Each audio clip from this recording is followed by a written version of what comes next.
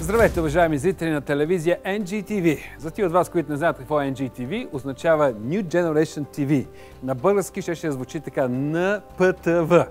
Ново поколение телевизия, защото не е достатъчно добре, го направихме NGTV. Така че, започва нови епизод на Роговете. Тези дни градусът в държавата отново беше висок. Интелектуалците скочиха срещу назначаването на Слави Бинев за шеф на Парламентарната комисия по култура и медии. От една страна се прави. Културата едва ли е най-подходящия ресурс за бив шампион по тайкондо и собственик на чалга дискотеки. От друга страна обаче, май като общество имаме един по-голям проблем. Да приемем, че освен хора с минало, можем да бъдем и хора с бъдеще. За 20 години преход се оказва, че у нас е много трудно да намериш човек безспорно минало. Някои са свързани с държавна сигурност, други с мутрите, трети с компрометирани партии, четвърти с банкови кризи, пети с приватизация. Или пък, ако човек не е пряко замесен, то поне е приятел на негов приятел, който е бил пряко замесен. И дори да приемем, че някъде в страната има хора, които нямат нито едно петно в биографията си, какво правим с другата половина от България?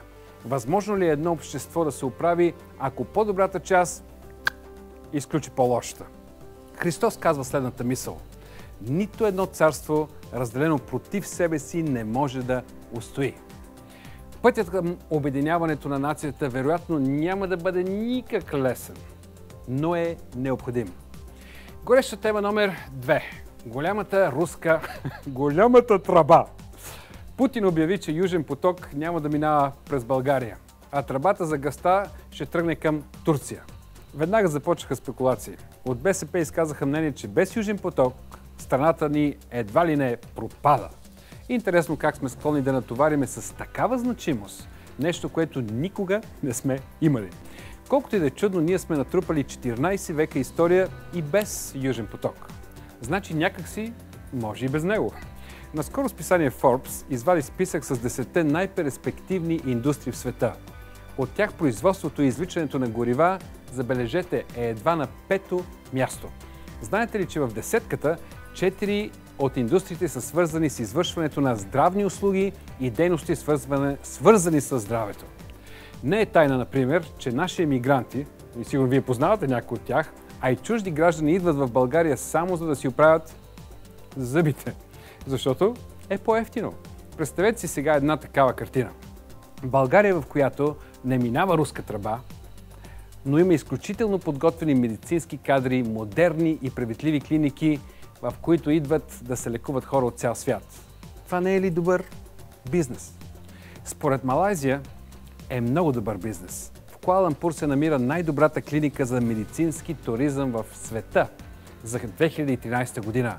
Prince Court Medical Center. Ето как изглежда.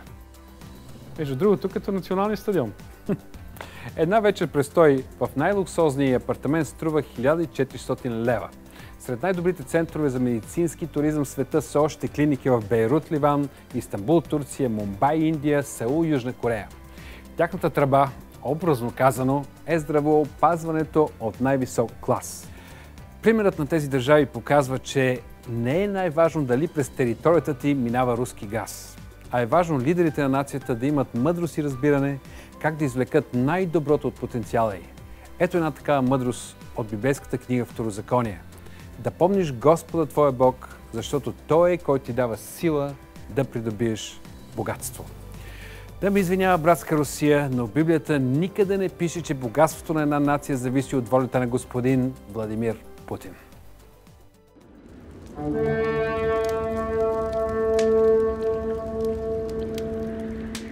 Тази седмица в торта на нацията едно допитване до жители главно от големите градове в страната – София, Пловдив, Варна, Бургас, Стара Загора, Велико Търново, Благоевград и Плевен. Запитаните са 56% жени и 44% мъже. Ето 3 теми, от които ги накарахме да посочат фаворит. Тема номер 1. Вярвам в себе си. Не е ли достатъчно? Тема 2. Познавам ходещи на църква и не ме вдъхновяват. На кого е проблемът? И трета тема. Юдаизъм, будизъм, ислям, християнство. На кого му пука и не е ли Бог еднакъв? Коя е топ темата? Резултатите малко по-късно в предаването. Уважаеми зрители, днес Роговете прави своето 20-то кръгло предаване. 20-то поред. Измина една цяла година от самия ни старт. За това време ни гледаха десетки хиляди хора и със всеки епизод аудиторията ни нараства. Надяваме се това, което правим за вас, да ви е полезно и вашата вяра да е укрепена, да нараства. По случай нашия малък юбилей решихме да ви срещнем не с кого да е, а с няколко души от екипа на Роговете. Искам да ви представя монтажистката ни Йоана Андонова, главният ни оператор, който е Костадин Димитров, и продуцент, изпълнителният продуцент на предаването Ангел Спасов. Сега искам да знаете нещо, преди да ви задам въпроси, че като отиде някой на ресторант, обикновено се нахранва хубаво, но и представа си няма кой е сготвил тия гозби. Затова моята цел беше да представим кой седи зад кадър, кой прави това предаване да се получава. Така че искам да ви представя с по няколко думи, по-точно вие ще се представите. Костю, ти си оператор в предаването, какво друго правиш? Кажи няколко думи за себе си. Не мога да кажа. Първо мога да кажа, че винаги като оператор зад камера една от основните цели, които имам, е да предразположа гостите. Им казвам спокойно, камерата не хапе, изплюйте ги, нали, не се гипсирайте. Обаче за първ път ми се налага да застана от другата страна и да бъда малко сериозен. Може би ще се проличи в гласа ми, не знам, но като цяло с това се занимавам от доста време. И ти къде работиш, освен в Роговете? Сигурно ще искат да чуят. Ами, къде работя? Работя в една от националните медии, в TV7. Работя и в разни други проекти. Ти снимаш сигурно много неща, когато има нужда от оператори, които са с опит. Аз съм отдел продукция в TV7. Там съм предимно на предаванията, на новини, на подобни неща. Иначе извън телевизията снимам неща, които ми доставят удоволствие. Клип. Добре, после ще се върнем и да те питам за някой от хобита. Ти, но преди това да идем към Йоана.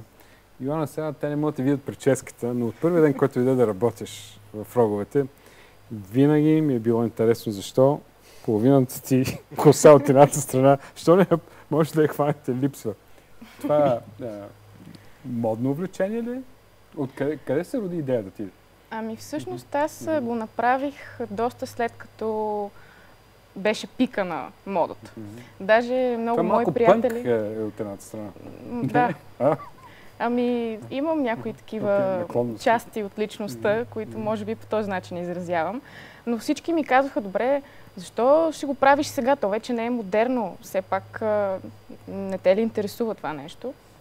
А за мен беше много добре, че вече не е модерно, тъй като просто на мен ми отне повече време да се реша дали искам да го направя. И сега всъщност на 3 януари ще и празнувам рожден ден. Сериозно? Една година на прическата. Една година си така? Да. Значи, когато дойде за пръв път, това е било почти в началото. Да. Супер. Какво друго се занимаваш ти? Какво друго правиш? Завършила съм надвис, филмов и телевизионен монтаж.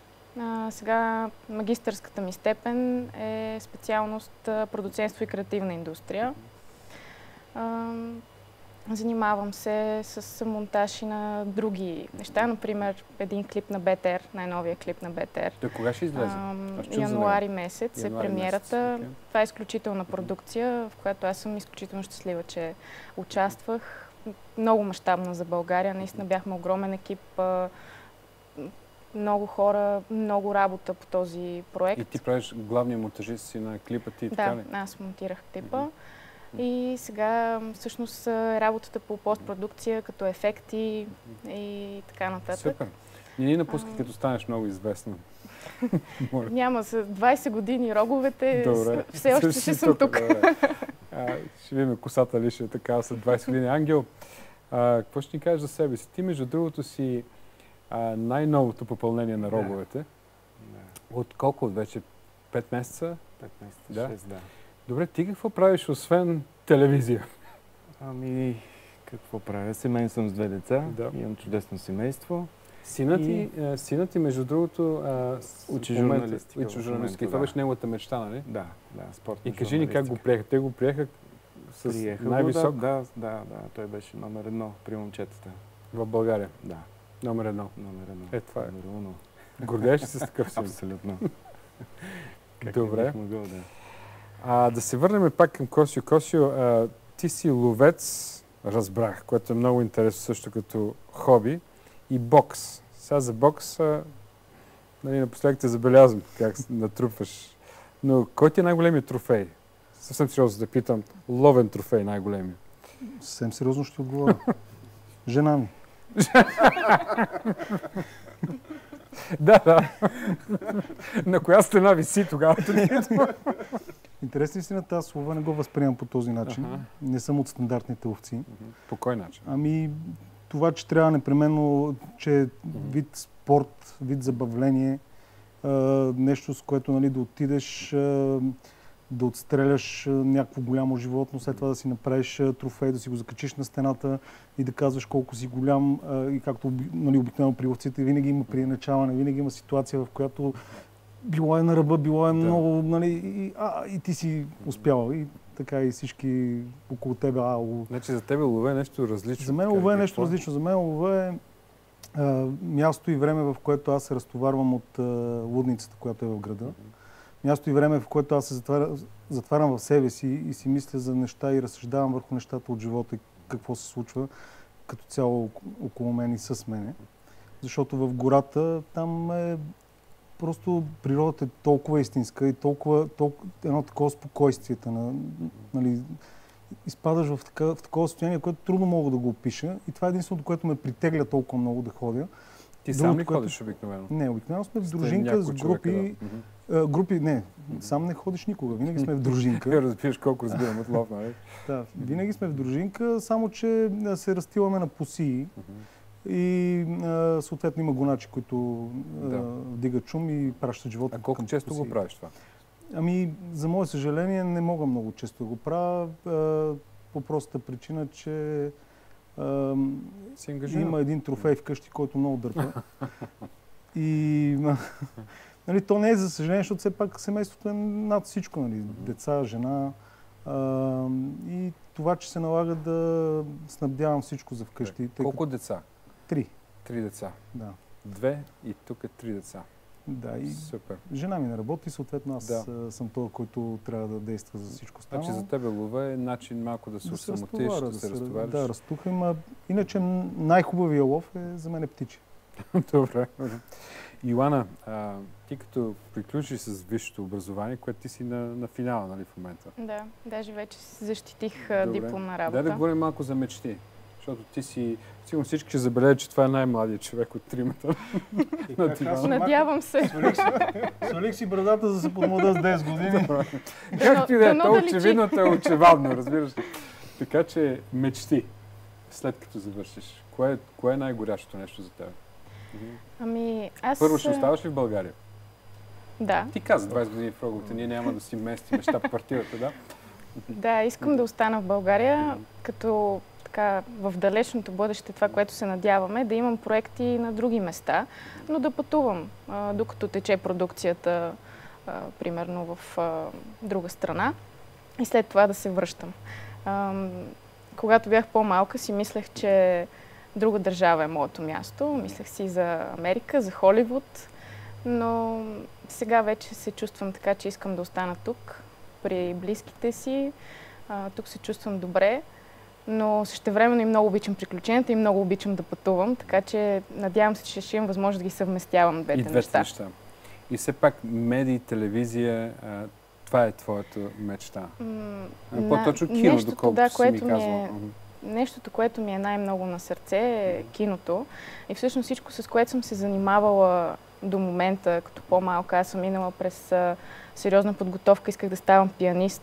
8-9 години съм свирила, исках да ставам актриса, дизайнер и с всичките си тези интереси аз ходех на уроци, занимавах се с тези неща. И мисля, че всичко това се съвместява в киното. То обединява всичко. Ами то е едно синкретично, музика, синкретично изкуство, в което просто аз съм изключително щастлива, че си намерих мястото. И това е? Това е киното. Мястото. Киното. Добре, ти си монтажист, също така си учила продуцентство. Да. Кое от всичките неща те влече най-много? Ами, аз мисля, че може да се съвместяват нещата. Не би спряла да правиш, да монтираш? Не бих спряла, още повече, че това, че разбирам от монтаж, изключително много ми помага да мисля като продуцент. Защото продуцентът трябва да знае...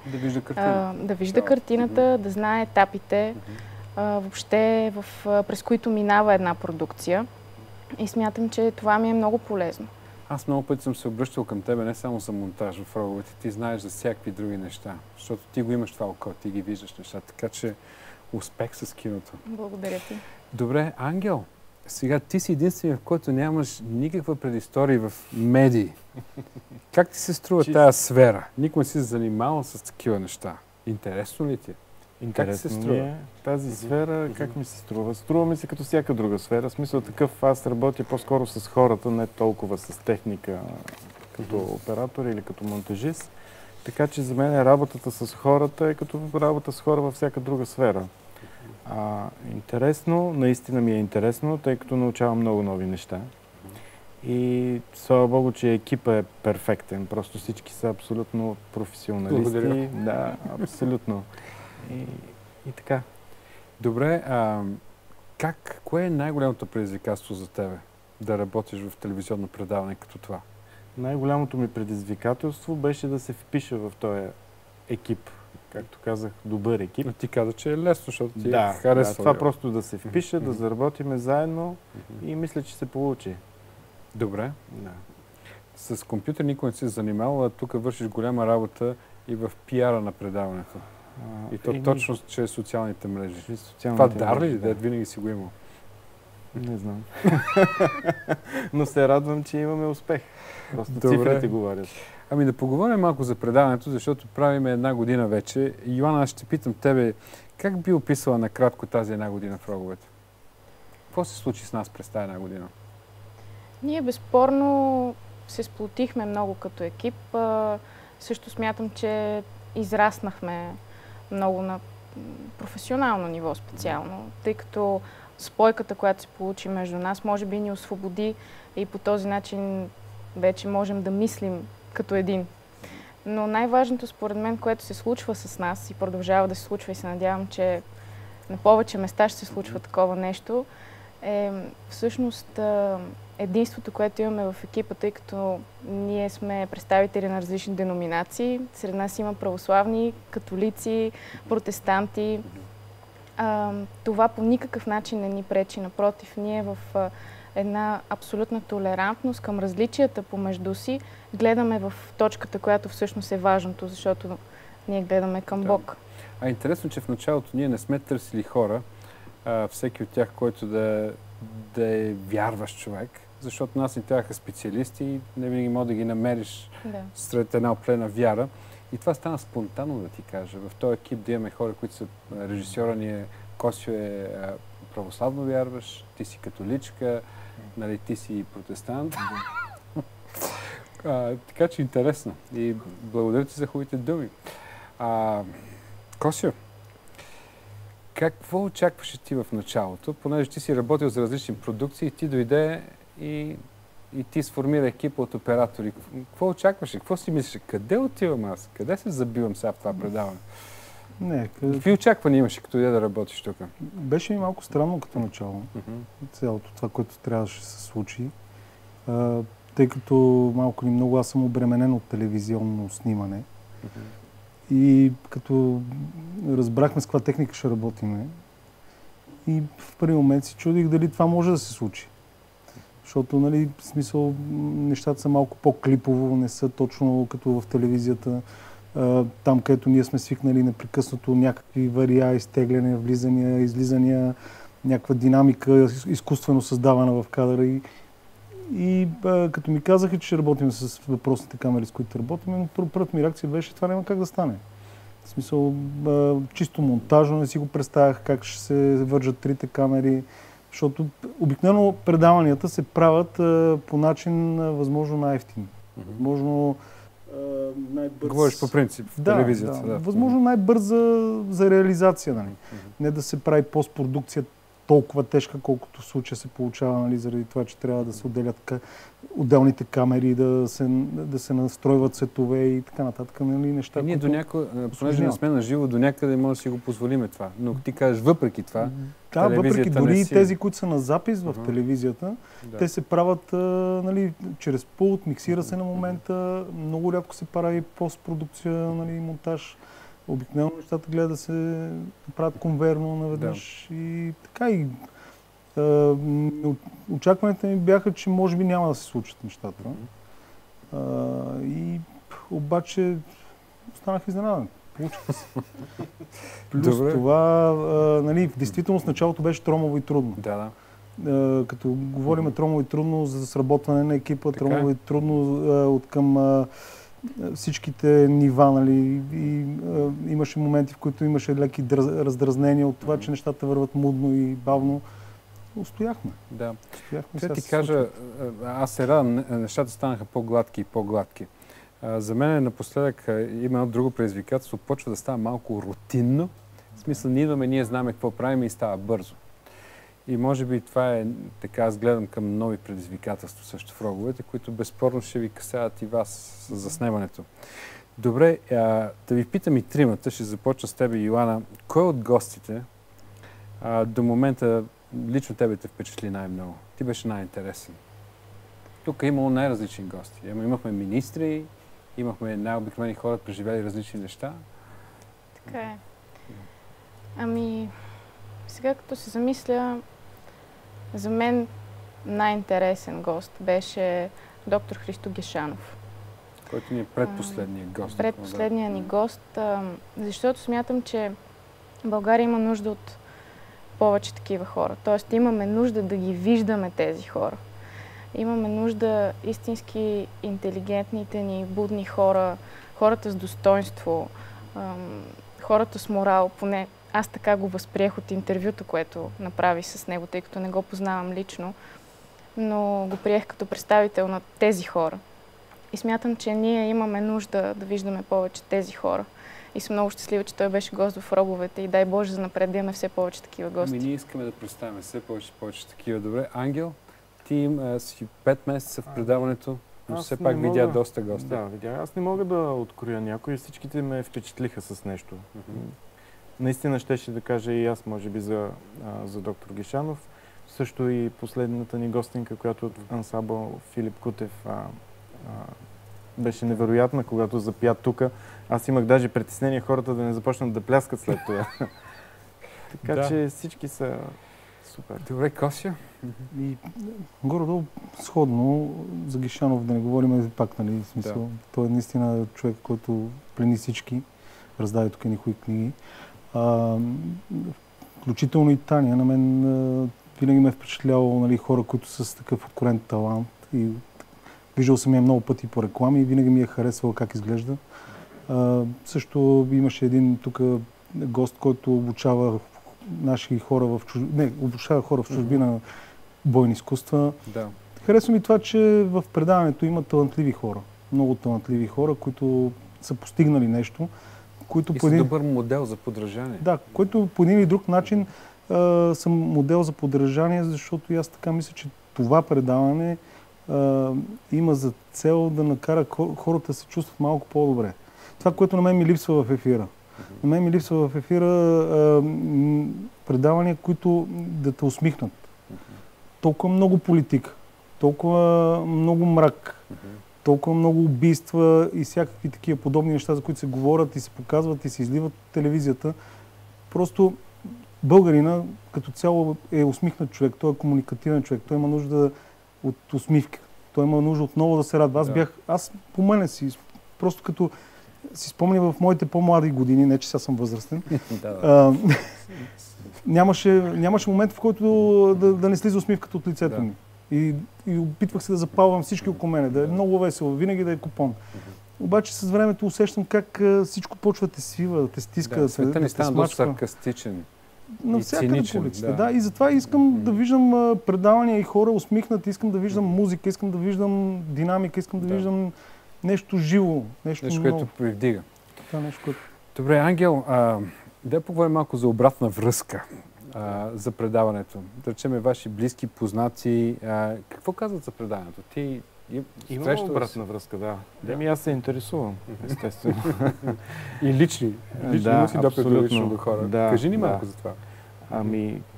Отзивите са голям в широк нюанс, но това е нормално сега. Не може всеки да възприеме абсолютно всичко. Но в повечето случаи реакциите са позитивни, положителни. Може ли да сетиш за конкретен случай с човек, който достигнал до теб и ти си говорил или нещо подобно, за което да ни кажеш? Конкретен случай с мои роднини, които са гледали и са ми казвали, че за конкретен гост сега не се сещам кое точно предаването беше, но за госта беше нещо, което добрия коментар, да. Макар, че пък съм имал и случаи, когато са ми казвали, твърде сериозно. Сега зависи кой как подхожда към нещата. Но тази обратна връзка ние имаме постоянно, защото благодарение на това, че сме на интернет платформа, ние във всеки един момент знаеме кой стои от другата страна на екрана и кой ни гледа, кое гледат хората най-вече. Каква е възрастовата група, която достигаме? Точно това ще да кажа, да. Възрастовата група на хората, които ни наблюдават, е точно активната част от населението. Това са хора на възраст от 18 до 45-50, до 55 години достигат. Тоест, абсолютно разделени мъже и жени почти на 50%, което мисля, че говори еднозначно за това, че концепцията като цяло на предаването е точно в десетката просто. Тъй като ние имаме абсолютно точна информация за хората, които ни гледат. И това не е като в телевизията да знаем, че е включен този канал, но какво са гледали, ние знаем точно обратна информация и така. Интересно, добре. Йоана и Косио, за вас какви теми бихте искали да се говори в нашето предаване? Той Косио горе-долу казва нещо, което привдига, нещо, което връща усмивката на българина. Да, Йоана. Аз се присъединявам много силно към това, което каза Косио, защото за мен е така мой личен проблем с телевизията е точно това. Какво гледаме? Въобще какво се предлага на зрителите? Изобщо като оставим настрани политиката и всичко негативно, което така или иначе ни заобикаля. Добре, ние живеем в този живот постоянно. Не е нужно толкова много да се набляга на това нещо, според мен. Също така качеството на продукцията. Качество имам предвид не толкова като технически, колкото като смисъл от това, което гледаме. Смятам, че също, поне за мен, не е на нужното ниво. Какво имам предвид? Няма да навлизам сега реалити формати, сериали, такива неща, но смятам, че публиката има нужда от смисъл.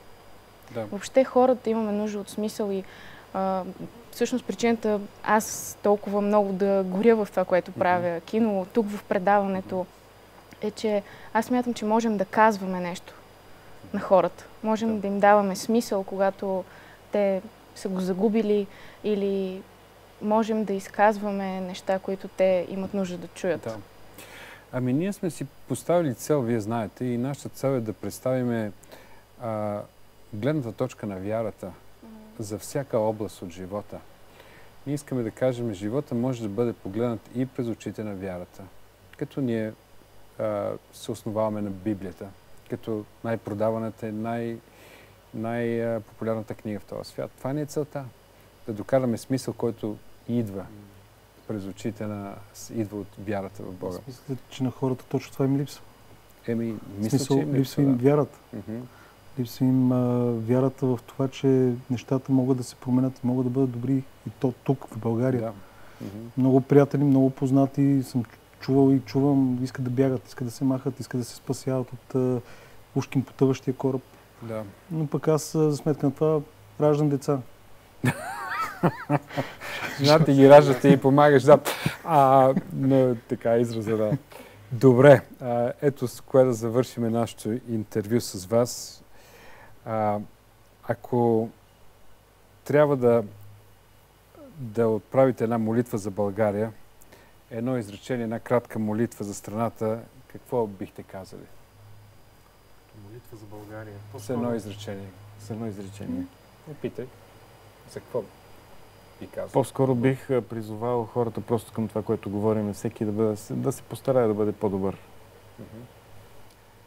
Аз бих се обърнала просто с молба. Боже, моля те, дай ни вяра, защото имаме нужда от нея. Красим. Отвори очите на слепите и отпуши ушите на глухите. Добре, благодаря ви. Благодаря ви много не само за интервюта, но всичко, което правите. Това предаване без вас няма да е възможно и без многото други хора, които са тук. Главният редактор, знаете, Теню Гогов, хората, които правят грим, коса, оператори, Бончо на Аутокюто и така. Уважаеми зрители, това бяха Йоанна Андонова, Константин Димитров и Ангел Спасов от екипа на Роговете. След малко ще видите резултатите от днешната торта на нацията.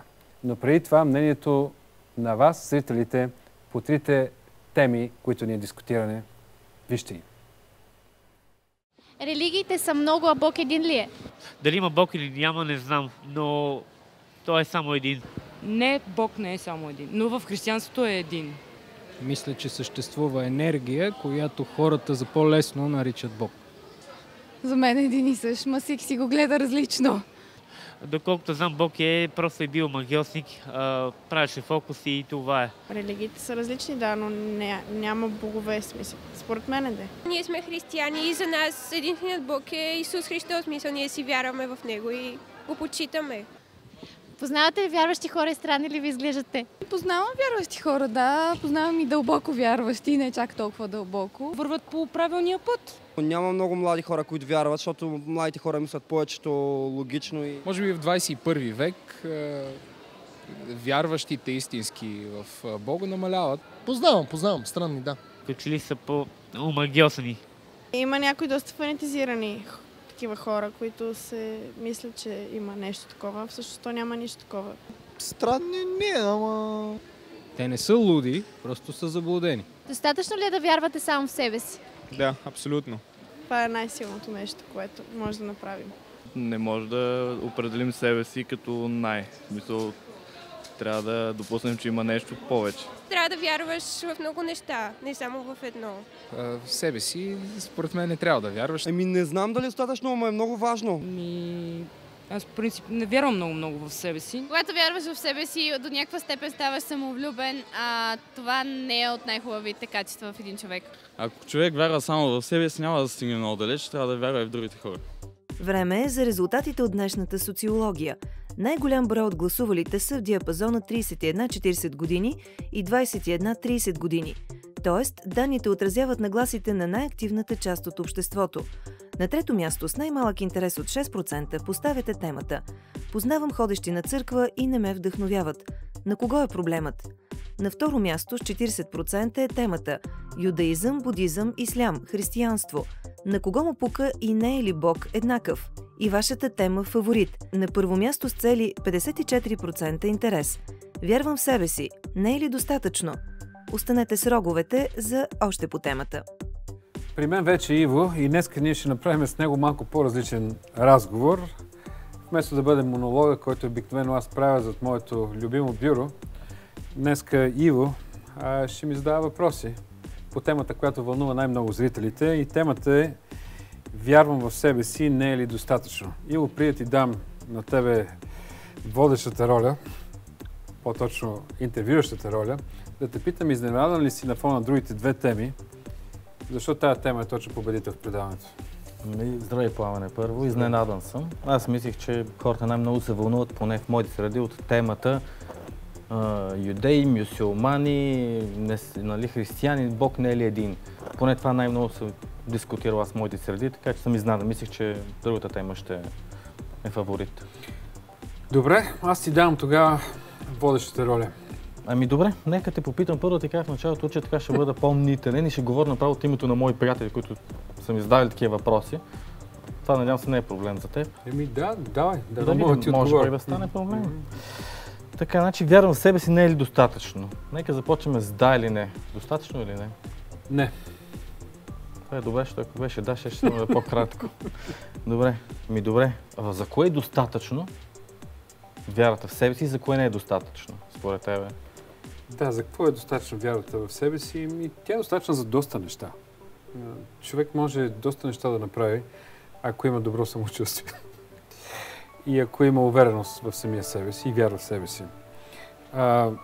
В същото време, да ти кажа, човек сам по себе си е и доста ограничен. Така че за какво може да направи човек с вяра в себе си? Може да постигне материално благополучие, може да реализира някои своя мечта и желания. Така че може да постигне човек неща с вяра в себе си. Безспорно. А като каза самочувствие, как се придобива всъщност самочувствието? Помага ли на вярата? Как се придобива вяра в себе си дори? В смисъл, успех и ти се надъхваш и си повярваш или каква е формулировката на това да вяра в себе си? Това е интересен въпрос. Откъде идва, нали ме питаш? Да. Как може човек да повярва в себе си? Откъде идва тази вяра? Виж, успехите сами по себе си не докарват по-голяма увереност в живота на човек. Защото, знаеш го това изказване, колкото повече знам, толкова повече знам, колко не знам. И същото нещо е с храненето с успехи. Колкото по-съм успешен, толкова си давам сметка колко по-големи върхове има, които не съм покорил, и толкова по-си давам сметка, че има път, който не съм извървял.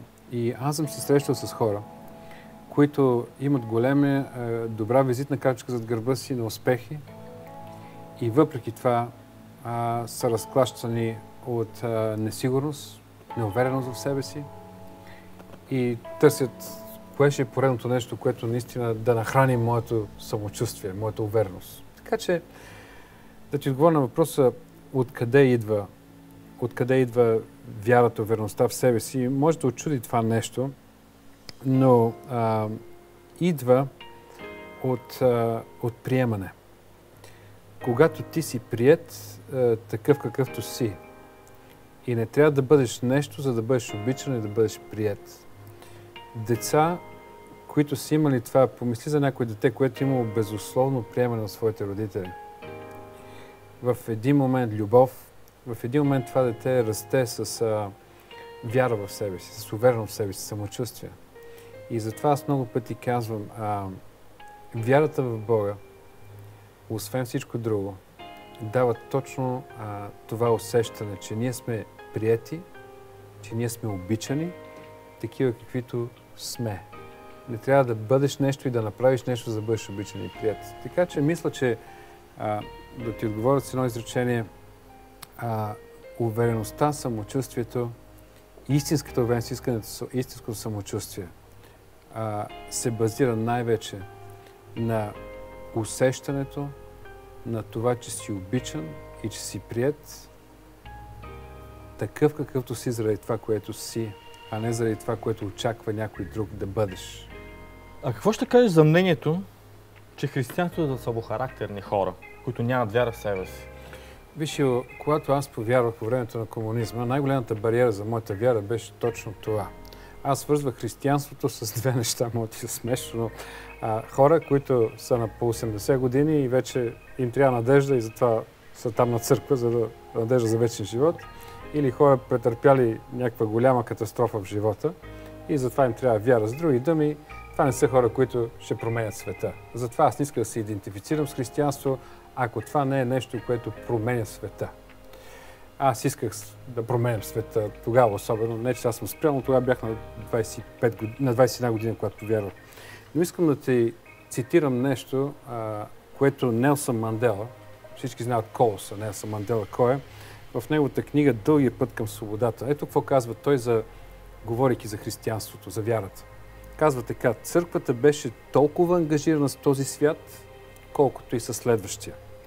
аз забелязах, че почти всички постижения на африканците по един или друг начин са свързани с просветителската работа на църквата. Това, което Мандела казва така, християнството не е само за идния век, за идния свят. Християнството има отговори за живота и за всяка област на живота сега, тук. И след това казва още по-силни думи. Мандела казва, всички успехи, големи постижения на африканците са свързани до някъде по един и друг начин с просветителската дейност на църквата. Така че това, което аз бих казал, християнството, когато говорим за вяра, за увереност, за самочувствие, християнството има голяма кауза. И ако един християнин осъзнае каузата на християнството, учението на Христос, че има сила да промени света, аз мисля, че тогава ние може да погледнем вярата в Бога и християнството като най-големия инструмент за промяна в едно общество. Добре, ти казваш кауза, вяра, но ето много, какво си казват хората, нали? Пише в Библията, че Бог обитава непристъпна светлина, когато никой човек не е видял, нито може да види. Що за сделка това? Как също вярваш в някой, който никой човек не е видял? Как вярваш, нали, ти мечтите си, виждаш ли си ги, в смисъл, може да си ги представиш, но не може да ги видиш, а те са движеща сила за всички нас. Невидимото винаги тежи повече от видимото, защото света на мечтите е невидим свят. Света на въображението е невидим свят. Ние не можем да го видим, докато не го видиме. Ако така мога да си кажа. И пак да ти цитирам Мандела, всичко изглежда невъзможно, докато някой не го осъществи. Така че това, че Бог е невидим и в същото време казва, нали, вярвайте в мен, подчертава една невероятна истина, че всяко видимо нещо има невидимо начало. Започва с мечта, с въображение, започва с вяра в Бога. Така мога да кажа. Добре, да се върнем пак да поговорим за това, което пък вяра в себе си. Не мисли, че да вярваш в себе си е доста удобно? Не мисли, че това е удобно ли? Аз мисля, че да вярваш в себе си е удобно. Удобно е до такава степен, че ако го приемем, че центрираме света около мен.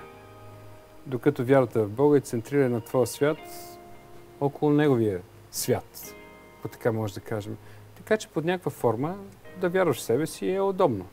Нали, аз съм си ветропоказател сам за себе си. А какво мислиш по въпроса, че вярваш в себе си, дали заживеят по-самотен живот? И може пък аз сега ти цитирам нещо за самотата. Значи, поред изследвания, социално изолираните хора страдат от по-висока степен на обща смъртност, по-високи нива на раковите заболявания, инфекциите и сърдечните болести. И според те, какво ти мнението по тази тема? Това въпрос с самотата и това какво не се случва? Да, Иво, тук малко, нали, не всеки от нашите зрители свързва вярата в себе си с живот, дето си е отделен от другите хора, нали, социално отделен. Така че 100%, ако погледнем, нали, много крайно, аз се съобразявам само с себе си и това бута всичките други хора на страна, нали, и те държи като остров, нали, изолиран остров, 100% ние сме социални същества. Нали, енергията, която черпиме за живот, енергията, да не те оплаша с тази дума, нали, вдъхновението, да кажем, което черпиме в живот, черпиме го един от друг. Ние имаме нужда един от друг. Но другото, че имаме нужда и от Бог. Да, но знаеш, аз ето добре, горе-долу какво разбрах. Добих яснота, мисля, че предполагам зрителите, за какво е достатъчно да вярваш в себе си. Ама дай пак да кажем, за какво нямаме и достатъчно да вярвам в себе си? Да. Ма така да е ясно, примерно. Ако аз вярвам цял живот само в себе си, уповавам на моите си сили, живот издадох съм млад, силен, умен, интелигентен и така нататък, ясно, че ще направя някакви неща. Какво обаче няма да постигне, ако вярвам само в себе си? От какво ще лиша? Ще се лишиш от... Мога ли да обърна въпроса и да отговоря по такъв начин? Вярата в Бога, какви предимства ти дава? Добре, айде. 3 предимства ми кажи. но много практични. Добре, първото предимство, което ти дава вярата в Бога, е изкарвате извън ограниченията на това, което не можеш и нямаш. Речеме, нямам талант, като човека Хикс или Y, нямам възможностите, като този или онзи, и те прави способен да мечтаеш без ограничения. Дано това е достатъчно практично за тебе. С другите думи, това, което вярата в Бога ти дава, прави те способен да излезеш от ограниченията на това, което другите ти казват, че нямаш, или ти нямаш това, което някой друг има, или позицията, каквато и да е тя, социална позиция нямаш, и те прави способен да мечтаеш без ограничения. Библията казва така: няма нищо невъзможно за този, който вярва в Бога, защото невъзможното за хората, за Бога е възможно. Второто нещо, което ти дава вярата в Бога, предимство. Както в началото на разговора говорихме, твоята ценност, твоята лична ценност вече не се ограничава само от начина, по който изглеждаш. Ако нямам дълги крака, големи сини очи, ако не съм като Косио, нашия оператор, нали, с мускули. Така че, независимо как изглеждаш и какво другите мислят за теб, колко си интелигентен и колко си постигнал, твоята ценност, това, което вярата ти дава, твоята ценност, идва от приемането, любовта и уникалността, която Бог ти е дал. Така че това, което вярата ти дава ти, вярата в Бога ти дава ти мир със самия себе си. Вярата само в тебе никой няма да доведе до мир със себе си. Ти винаги ще си недостатъчен, защото ние сме недостатъчни и ограничени. Ние говорим да вярваш в себе си. Добре, ако вярваш в себе си, една тухла, една саксия от 5-ти етаж и край. Сега не го пожелавам на никой от нашите зрители, но толкова е крехък човешки живот.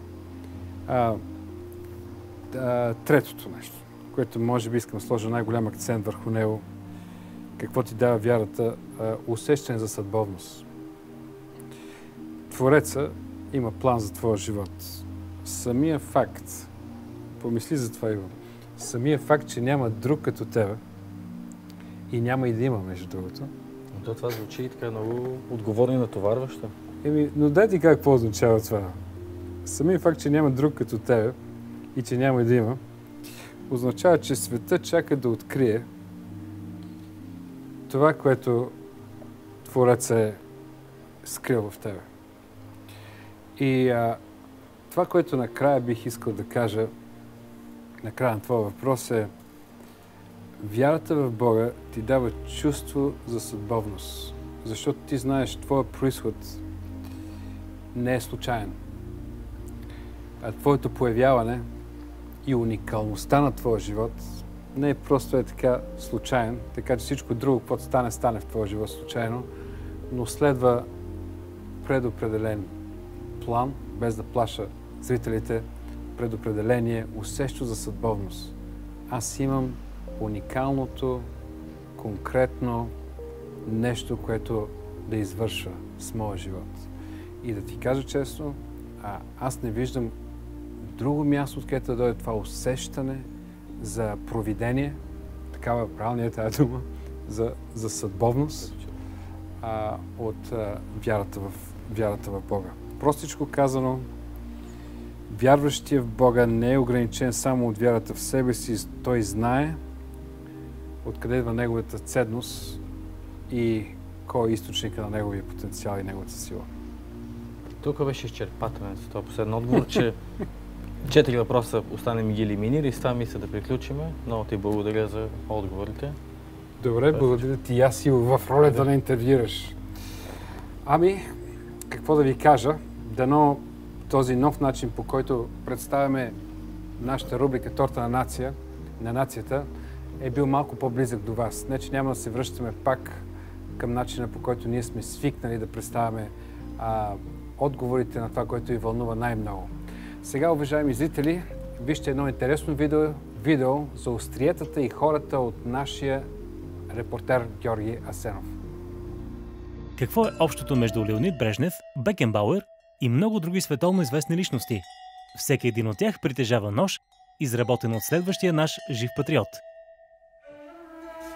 Значи Свети Атанас слиза от небето на земята и в това село, в това село накрая замръква в едно село, чука на една врата, чука на втора врата, никой не му отваря. И накрая на селото мъждука някаква свистичка, излиза отруден, беден човек, приютил го. И сутринта се събуждат и казва: ти какво работиш? Пита хазайно, той, който го приютява. И той казал: аз съм ковач. И той му казал: аз съм Свети Атанас и замахни с чука, докъдето иди тази земя ще бъде твоя. Всичкото. И понеже сме си алчни хората, той се качва на накованата на високо, завърта се, замахва с чука, за да може чука да иде по-надалече, изтърва чука и чука пада и той с него. И казал: тук ще ти е на тебе богатството и аз съм ви патрон от тук нататъка, и то заради това, защото ножарство е свързано с ковачество и затова е нашия светия. И го почитаме. Който е добър по душа, става и добър майстор. Който не е добър по душа, и не е и добър майстор. 90% от майсторите са били много сърцати и много добри хора. Добряци. Питам: колко ножи си направил? 5 или 6. Аз мога да ви кажа, че съм направил от тук до София и от София до Пазарджик и вече пътувам от Пазарджик насам. Не мога да ви кажа бройката. И ергенчето или сега тинейджера в пояса не ли си сложи нож, той не може да води хорото. Това е било правилото. И сега бащата, като дойде пазарен ден, ще дойде и ще каже: майсторе, моето момче и ергенче вече, искам най-хубавото новче да му направиш. Нож не се подарява, се откупва, и то с метална пара, фактически да не скъсаш роднинство, приятелство. Ножовите са много видови и няма универсален нож.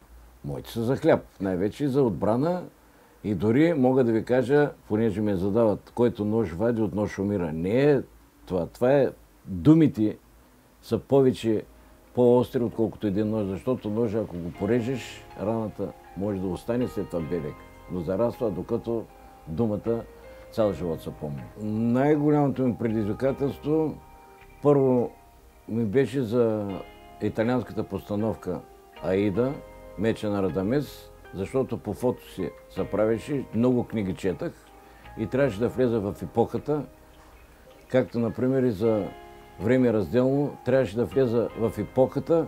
2 пъти четах книгата, преди да почна да правя ножовите. Аз се подготвям, за да разбереш какъв е бил бита, и не е само да го направиш. Най-лесно да го направиш, но ти трябва да ти се роди в главата. Каква трябва да е формата, големината.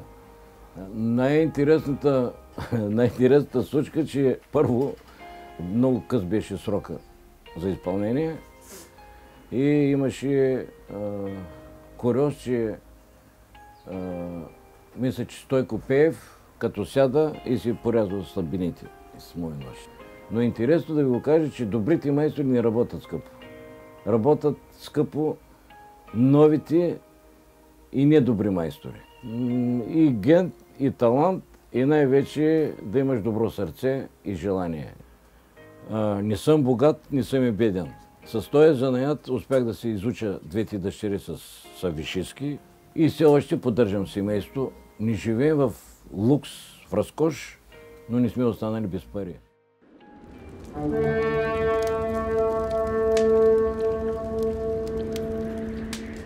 Уважаеми зрители, това беше всичко от 20-ти епизод на Роговете. Бъдете с нас и следващия път, когато ви обещавам едно предаване пълно с духа на Рождество. Довиждане от мене!